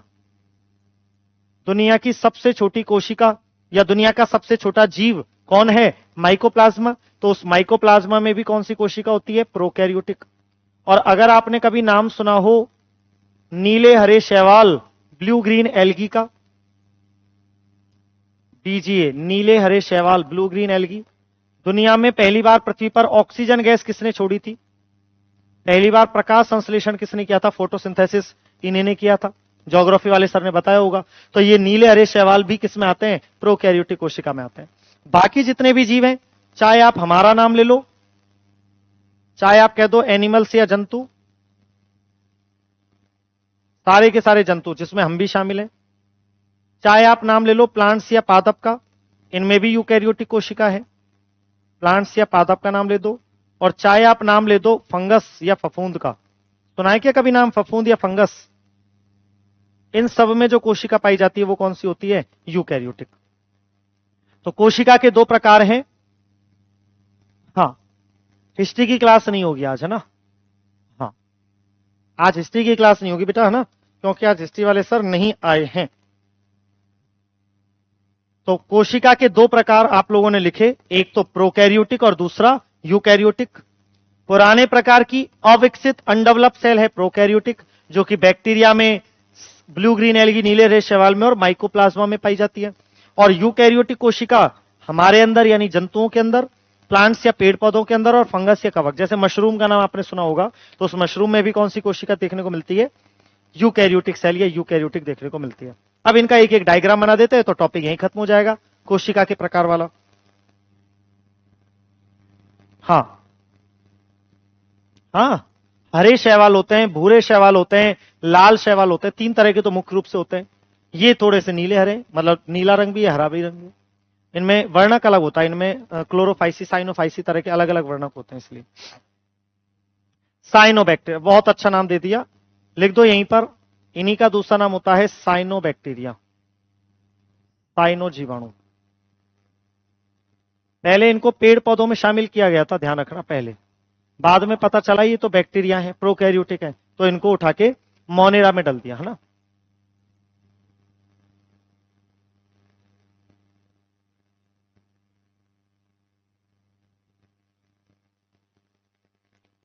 हाँ भाई, समझ में आ रही है यहां तक की चीजें? हमारे अंदर, पेड़ पौधों के अंदर और फफूंदों के अंदर कौन सी प्रकार की कोशिका होती है? यूकैरियोटिक। चलो अब एक एक डायग्राम, उसके बाद ये कोशिका का प्रकार कंप्लीट। कोशिका आज ही कंप्लीट करके जाओ ताकि कल से एक ही दिन में कोशिका का झंझट तो खत्म हो, है ना। चलो भाई डायग्राम बनाना, एक तरफ प्रोकैरियोटिक का बना देता हूं पहले। हम्म,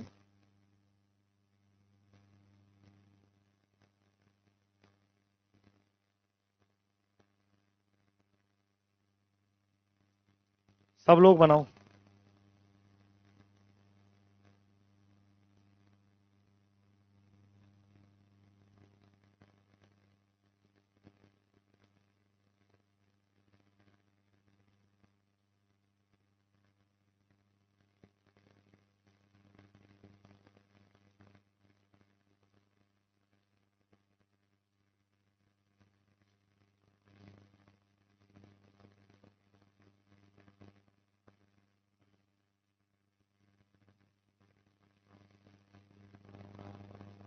हम प्रोकैरियोटिक सेल का डायग्राम बना रहे हैं, जिसको बैक्टीरियल सेल भी कहते हैं, बैक्टीरियल।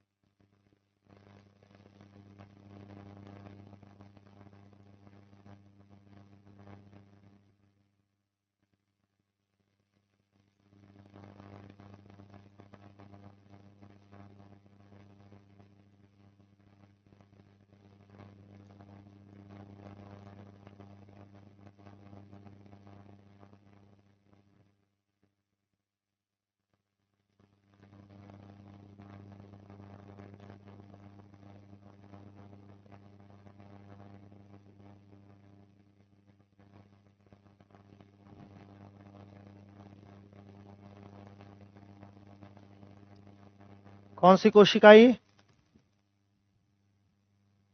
आपकी पहली कोशिका है, जिसका नाम क्या है? प्रोकैरियोटिक। हिंदी में कह सकते हैं प्राक केंद्र की या असीम केंद्र की कोशिका। प्राक केंद्र की या असीम केंद्र की कोशिका।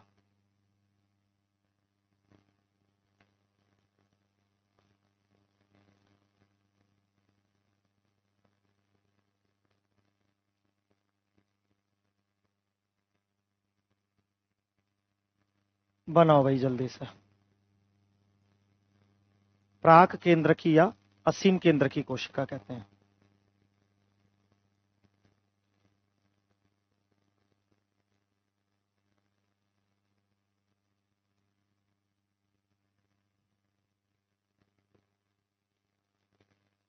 बैक्टीरिया में यही कोशिका पाई, बैक्टीरिया के अंदर।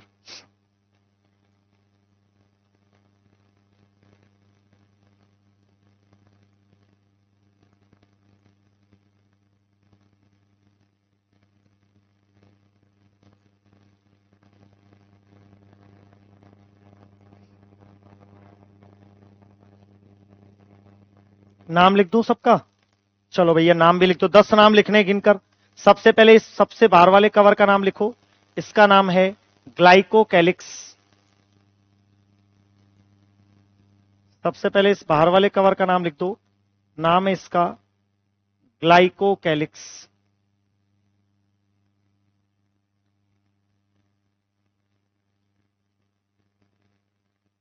ग्लाइकोकैलिक्स, ये सबसे बाहर वाला कवर है। फिर ये बीच वाला कवर, इसका नाम लिख दो सेल वॉल या कोशिका भित्ति। सेल वॉल या कोशिका भित्ति।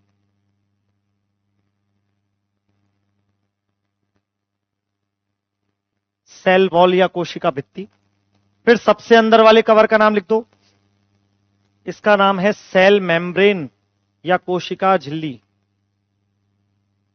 इसका नाम है सेल मेम्ब्रेन या कोशिका झिल्ली।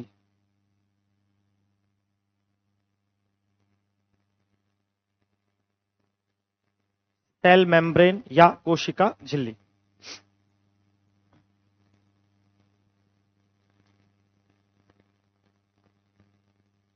कितने कवर हो गए? 3। इसके बाद अंदर जो मटेरियल भरा हुआ है, ये वाला अंदर येलो कलर का, इसका नाम लिख दो साइटोप्लाज्म या प्रोटोप्लाज्म। कोशिका द्रव्य या जीव द्रव्य दोनों कहा जा सकता है इसको, साइटोप्लाज्म या प्रोटोप्लाज्म। कोशिका द्रव्य या जीव द्रव्य।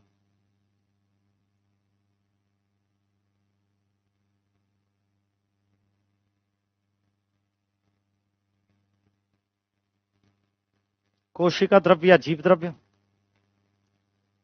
इसके अलावा ये जो नीली नीली स्ट्रक्चर दिख रही है तुम्हें, ये वाली, इनका नाम है राइबोसोम, जिन्हें कोशिका की प्रोटीन फैक्ट्री कहा जाता है। राइबोसोम, इनके भी नाम लिख दो, राइबोसोम। कोशिका की प्रोटीन फैक्ट्री कहा जाता है इनको, राइबोसोम।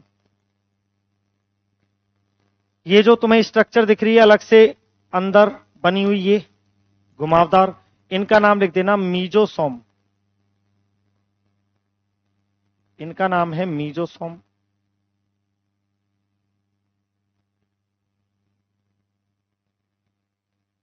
मीजोसोम्स। अंदर ये लाल गोला जो तुम्हें दिख रहा है एकदम खाने का सा, इसका नाम लिख देना प्लाज्मिड। इसका नाम लिख देना प्लाज्मिड।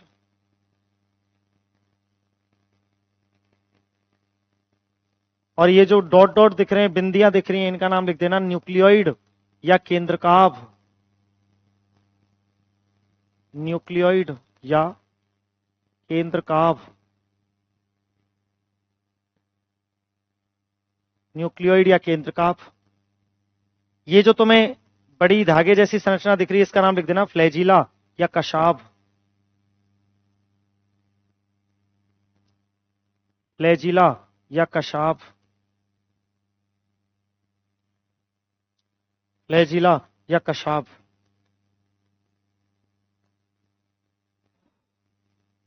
ये जो तुम्हें संरचना दिख रही है छोटे धागे जैसी, इनका नाम लिख देना पिंबरी, झालर।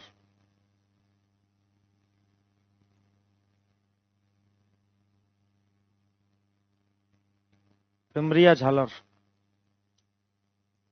और कुछ बच गया कि इसमें कुछ नहीं बचा? बना लो भाई। ये तुम्हारी प्रोकैरियोटिक कोशिका या बैक्टीरियल सेल है। अभी इसके बारे में समझेंगे क्या इसे क्या है, पर अभी एक बार डायग्राम और इसके सारे नाम ये आपको पता होने चाहिए भाई। प्रोकैरियोटिक कोशिका जो बैक्टीरिया में पाई जाती है, जो जितना जिस दिन पढ़ा दिया जाए, मैं फिर कह रहा हूं नौकरी लगनी है तो सेम डे याद होना चाहिए, जिस सब्जेक्ट में जितना जो पढ़ा दिया। चाहे तुम्हारी मतलब तबीयत खराब हो, चाहे घर वाले तुम्हें कुछ भी सुनाए, कुछ भी हो, चाहे तुम्हारा प्यार मोहब्बत सब लुट जाए छिन जाए, लेकिन सेम डे सारी चीजें याद होनी चाहिए आपको, सेम डे। टोटल 10 ही नाम होंगे, 1 2 3 4 5 6 7 8 और 10 ही नाम है टोटल। 10 नाम है गिनती के, ज्यादा नहीं है। प्रोकैरियोटिक, 2 शब्द है इसमें भी। एक तो शब्द है प्रो और दूसरा शब्द है कैरियोटिक। प्रो का मतलब होता है प्रिमिटिव, पुराना, प्राचीन, ओल्ड, अविकसित, आदिम या प्राचीन। और कैरियोटिक वर्ड बना है कैरियन वर्ड से, और कैरियन का मतलब होता है केंद्रक, न्यूक्लियस। अर्थ क्या हो गया? जिनका न्यूक्लियस या केंद्रक पुराना या प्राचीन प्रकार का, उनका नाम क्या है? प्रोकैरियोटिक कोशिका।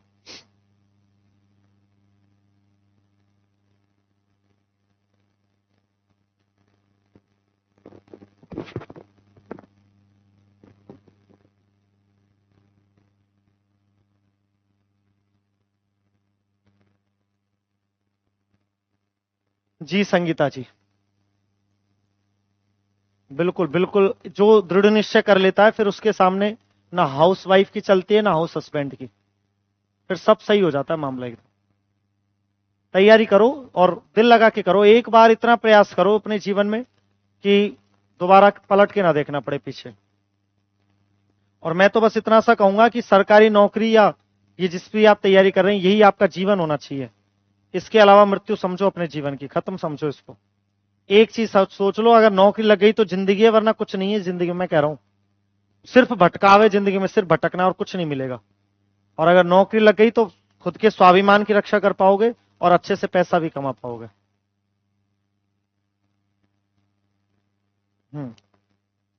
तो अगर जीवन अच्छे से जीना चाहते हो स्वाभिमान के साथ, पैसा तो कमा लोगे लेकिन इज्जत नहीं कमा पाओगे, ध्यान रखना। स्वाभिमान को साथ समझौता करना ही पड़ेगा, दूसरे के आगे आके अपने आप राम राम करनी पड़ेगी, झुकना पड़ेगा। तो अगर स्वाभिमान से जीना चाहते हो तो अपनी जी जान झोंक दो पूरी, हर हालत में, ताकि दुनिया तुमसे राम राम करे आगे से। ये बना दिया प्रोकैरियोटिका। किसमें पाई जाती है कोशिका? बैक्टीरिया में पाई जाती है। और बैक्टीरिया हमारे तरह पैर तो होते नहीं चलने के लिए, बैक्टीरिया पैरों से भाग रहा है, तो बैक्टीरिया किसकी मदद से चलता है? इस धागे की मदद से, जिसका नाम क्या है? फ्लैजिला या कशाप है ना। तो बैक्टीरिया इसकी मदद से चलता है। आपने एक चीज सुनी होगी, पुरुष जो होता है ना, पुरुष, उसमें शुक्राणु होते हैं, स्पर्म बनते हैं, शुक्राणु बनते हैं ना पुरुष में, स्पर्म या शुक्राणु। उसकी डिजाइन कुछ ऐसी होती है पुरुष के शुक्राणु की। उसके पास भी फ्लैजिला होता है। पुरुष का शुक्राणु महिला के अंडाणु के पास भागकर जाता है, उसके पास भी फ्लैजिला होता है, जिसकी वजह से वो गति करता है। जबकि महिला का जो अंडाणु या एग होता है, उसके पास ऐसा कोई फ्लैजिला नहीं होता, इसलिए महिला का अंडाणु गति नहीं कर सकता, एक जगह पड़ा रहता है। उसको तो वो जो दीवारें हैं ना अंडवाहिनी की, उनमें वो छोटे छोटे धागे होते हैं, जिनको बोलते हैं तीलिया या पक्षमाभ, और इनकी मदद से अंडाणु आगे गति करता है। तो शुक्राणु खुद से चल सकता है, अंडाणु खुद से नहीं चल सकता। इसीलिए पुरुष पुरुष है और महिला, इसलिए पुरुष दिन भर भागता है और महिला घर पर रहती है। समझ गए? चलो, ये हो गई आपकी प्रोकैरियोटिक कोशिका। अगली हेडिंग लगा दो जल्दी से, यूकैरियोटिक कोशिका, फटाफट से।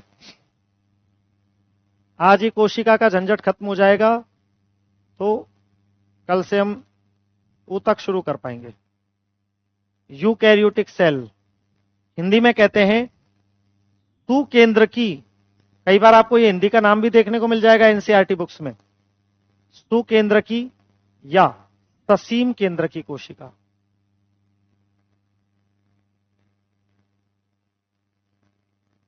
स्तु केंद्र की या तसीम केंद्र की कोशिका। ये लो भैया, ये भी हेडिंग लगा दो। और अभी जो आपसे मैंने पूछा था ना कि कोशिका कितने प्रकार की होती है, तो मुझे कानों में एक उत्तर सुनाई दिया था कि पादप कोशिका और जंतु कोशिका। तो वास्तव में जो आप कह रहे थे वो इसके दो टाइप हैं, लिख देना। एक तो प्लांट सेल, यूकैरियोटिक कोशिका का एक टाइप तो लिख देना प्लांट सेल या पादप कोशिका, और दूसरा टाइप लिख देना एनिमल सेल या जंतु कोशिका।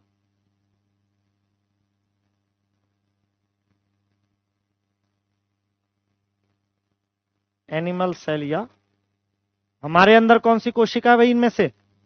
Animal cell. और पेड़ पौधों में कौन सी है? आज तो मैं एक छोटी सी बात बताता हूं, तुम ध्यान से सुनना, मजा आएगा तुमको। हाँ, नॉन मोटाइल होता है संगीता जी, बिल्कुल।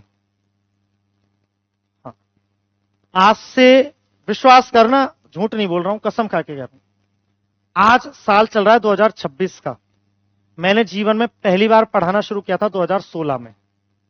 2016 में, उम्र मेरी हालांकि 28 साल, ये ज्यादा नहीं है, लेकिन पढ़ाना शुरू कर दिया था 2016 में। 10 साल हो गए मुझे पढ़ाते हुए। जब मैं पहली बार पढ़ाने गया था तो एक स्कूल में गया था, एक डेमो था मेरा स्कूल में, और ज्यादा बड़ी क्लास में नहीं था, 9th क्लास में था, 9वीं क्लास में पहली बार पढ़ाने गया। और तकदीर से जो सब्जेक्ट मैं पढ़ाने गया था, साइंस, जो स्कूल की प्रिंसिपल थी वो भी साइंस ही पढ़ाती थी, तो उनको वो कंपटीशन की भावना आई जाती है। और मैं पहले दिन कोशिका ही टॉपिक पढ़ा रहा था, और ऐसे ही मैंने ये शब्द, ऐसे मुझे ये घटना ऐसे कैसे याद है, मैंने ऐसे बोर्ड पर लिखे हुए थे प्लांट सेल और एनिमल सेल, चौक से लिखते थे। चौक का फॉर्मूला क्या होता है जो चौक से लिखते हैं अपन? Calcium carbonate. फॉर्मूला क्या है उसका? CaCO3, है ना। तो उस चौक से मैं लिख रहा था बोर्ड पर, ब्लैक बोर्ड पर। और ब्लैक एंड व्हाइट फोटोग्राफी में किसका यूज होता है? ये तुम्हारे फर्स्ट ग्रेड के प्रीवियस ईयर क्वेश्चन आएंगे बीच बीच में। कोई भी घटना, कोई भी किस्सा बिना पढ़ाई का नहीं होगा, वहां से कुछ ना कुछ प्रश्न मिलेंगे आपको पीवाई के। ब्लैक एंड व्हाइट फोटोग्राफी 3 बार पूछा गया अब तक तुम्हारे एग्जाम में। श्याम श्वेत फोटोग्राफी में किस पदार्थ का यूज होता है? Silver chloride, silver bromide, silver iodide, silver sulphide.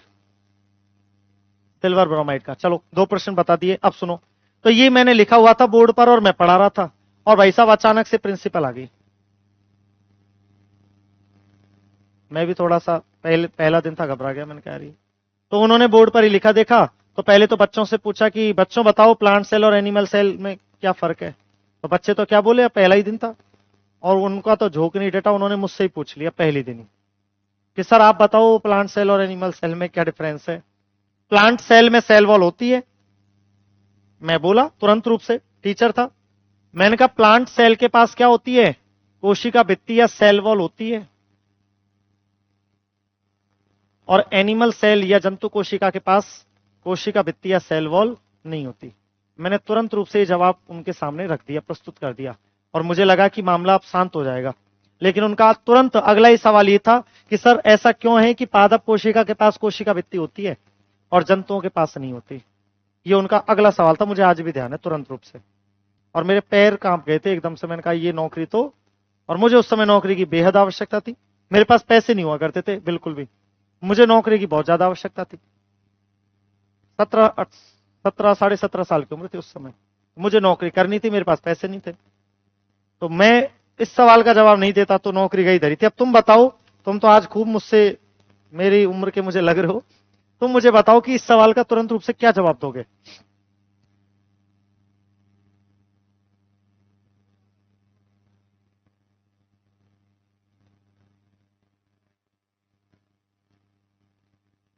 और बताओ, और सोचो, एक ऐसा जवाब जो एक साइंस पढ़ाते हुए एक प्रिंसिपल को संतुष्ट कर दे और आपकी नौकरी बच जाए। और उसी की बदौलत है कि मैं आज टीचर हूं, 10 साल हो गए मुझे पढ़ाते हुए। हालांकि मैं 1.5 साल सरकारी नौकरी में था, पोस्टल असिस्टेंट था मैं 2018 से 19 तक, लेकिन उसको मैंने छोड़ दिया किसी कारणवश, है ना। अब बताओ मुझे कि ऐसा क्यों कि प्लांट सेल में सेल वॉल है लेकिन एनिमल सेल में नहीं है, रीजन बताओ।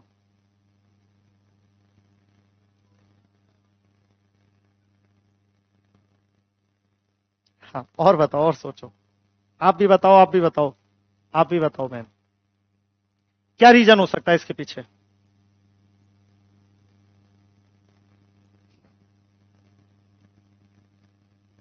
ये तो पता चल रहा है ना कि दो प्रकार की है, प्लांट्स के अंदर प्लांट सेल, एनिमल्स के अंदर एनिमल सेल। प्लांट्स के पास सेल वॉल है, एनिमल्स के पास सेल वॉल नहीं है। रीजन पूछ रहा हूं मैं, रीजन क्या है, भगवान ने ऐसा क्यों किया कि हमारी सेल के ऊपर सेल वॉल नहीं बनाई और प्लांट्स की के ऊपर बना दी, रीजन बताओ। और मैं बोला तुरंत रूप से, फिर मैं बताऊंगा तुम्हें मैंने क्या जवाब दिया। किसी किताब में नहीं लिखा हुआ ये जवाब, किसी भी किताब में।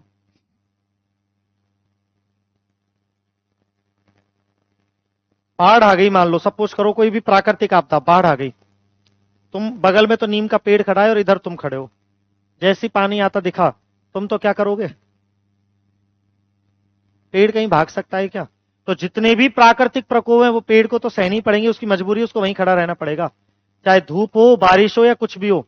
तो बताओ हमसे ज्यादा, हम तो घर में जाके छिप गए, बारिश ना बारिश हो रही है, ना धूप पड़ रही है, ना कुछ। तो ज्यादा सुरक्षा किसको चाहिए, ज्यादा प्रोटेक्शन किसको चाहिए। अरे उसको खड़ा रहना है एक ही जगह पर, ना वो भाग सकता है, ना धूप से बच सकता है, ना बारिश से बच सकता है, ना जानवरों से बच सकता है। तो क्या उसको एक्स्ट्रा मजबूती, एक्स्ट्रा प्रोटेक्शन चाहिए नहीं चाहिए। और उसी एक्स्ट्रा प्रोटेक्शन के लिए भगवान ने इनकी कोशिकाओं पर क्या बनाई है, मजबूत सेल वॉल बनाई, जो हमारे ऊपर नहीं है। और ये एक वो जवाब था जिसकी बदौलत मुझे लगता है कि मैं आज इस स्टेज पर पहुंच पाया हूं, वरना उसी दिन रिजेक्ट हो गया होता तो दिमाग से पढ़ाने का ख्याल ही निकल चुका होता। तो कितने प्रकार की है कोशिका, दो प्रकार की, एक प्लांट सेल और दूसरा एनिमल सेल। बनाओ दो डायग्राम जल्दी से, टाइम है क्या अपने पास, है, बनाओ भैया। लास्ट है आज का, बस ये दो डायग्राम बना जाओ, बाकी चर्चा कल करेंगे फिर। दो डायग्राम बनाओ, एक तरफ तो प्लांट सेल का बनाओ, रफली डायग्राम बनाना, ज्यादा कलाकारी मत खेलना, और एक एनिमल सेल का बना दो।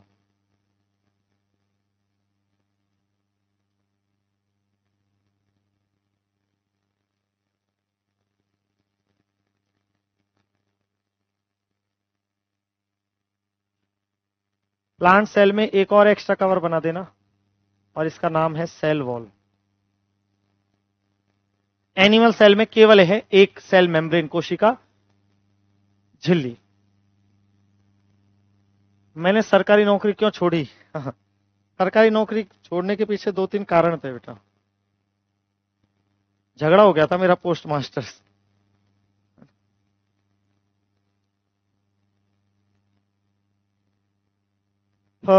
यस।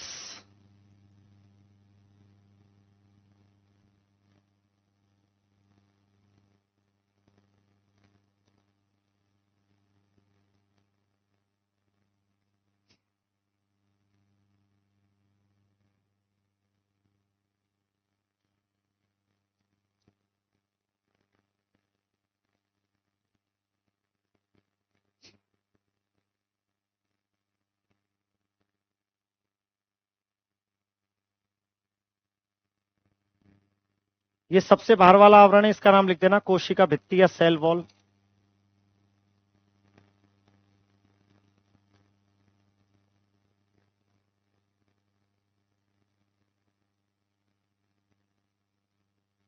और ये अंदर वाला आवरण दोनों के पास है कॉमन रूप से, नाम लिख देना कोशिका झिल्ली या सेल मेम्ब्रेन। बैक्टीरिया के पास एक और एक्स्ट्रा आवरण था, आपको यदि याद हो तो, कौन सा? जब आपने अभी बैक्टीरिया की सेल बनाई थी ना, तो उसमें एक और आवरण आपने सबसे बाहर बनाया था, नाम बताओ उसका। ग्लाइकोकैलिक्स। क्या वो ग्लाइकोकैलिक्स हमारे पास है किसी के पास? वो केवल प्रोकैरियोटिक सेल में होता है ना। इसका नाम लिख देना केंद्रक या न्यूक्लियस। अंदर बैठा हुआ है डीएनए। डीएनए का नाम तो सुना होगा ना आप सब लोगों ने। हमारे माता पिता के लक्षण हमारे अंदर आ पाते हैं किसकी वजह से? डीएनए की वजह से। डीएनए ही लेकर आता है ना।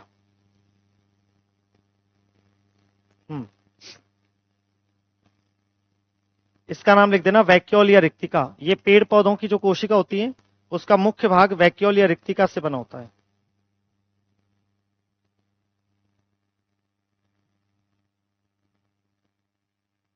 अगर हम वास्तव में हमारे सिलेबस में कोशिका चैप्टर होता तो हम बहुत डिटेल में इसको अब तक पढ़ रहे होते। यहां तक 4-5-6 घंटे लग जाते हैं हमें।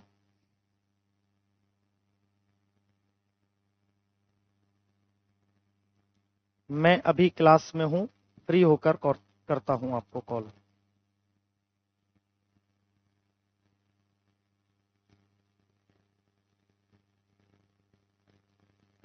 चलिए दोस्तों, तो आज के लिए इतना ही है ना। ज्यादा पहले दिन आपको पकाएंगे नहीं, वरना पता चले कि मामला उछट गया है ना, पढ़ने से पहले ही कि सर बस हो गया काम। तो आज की इस क्लास में हमने काफी कुछ सीखा, काफी कुछ जाना। उम्मीद है कि आपको अच्छे से समझ में आई होंगी सारी चीजें, और घर जाकर आप इसे पढ़ेंगे जरूर, है ना। और फिर मैं कह रहा हूं एक लास्ट बार, दोबारा तो नहीं कहूंगा, लेकिन निश्चिंत हो जाओ आज से। थ्योरी और क्वेश्चन, जितने क्वेश्चन अब तक प्रीवियस ईयर में आए होंगे सारे क्वेश्चन आपको मिलेंगे विद अच्छा एक्सप्लेनेशन के साथ में, और कंप्लीट थ्योरी आपको विद एनसीईआरटी। पूरा एनसीईआरटी मैं यहां पर आपके सामने रख दूंगा, कवर करवा दूंगा। अलग से तो आपको एनसीईआरटी पढ़ने की भी आवश्यकता नहीं पड़ेगी, इतना आप विश्वास रखें। बाकी पढ़ते रहें। धन्यवाद, बहुत बहुत शुक्रिया।